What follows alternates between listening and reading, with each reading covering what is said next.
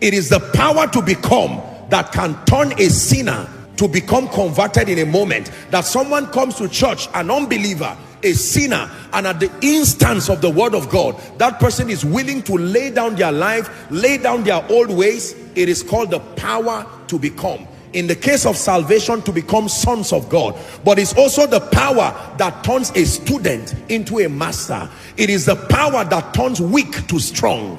When the power to become is upon a man, don't judge that man. You will say, I'm sorry for the rest of your life, because it's the power that can turn Saul to Paul. Are we together?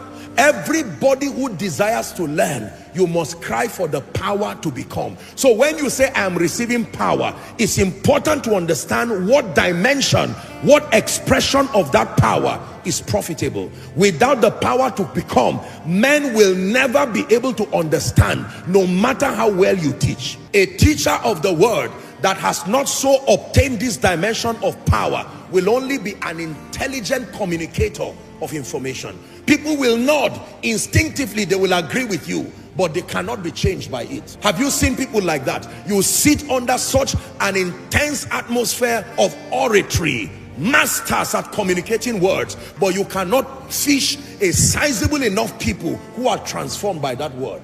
When the Lord opened my eyes to see this, I prayed and I said, Lord, let my words not become empty. Let it go beyond the intelligence, the vocal expressions.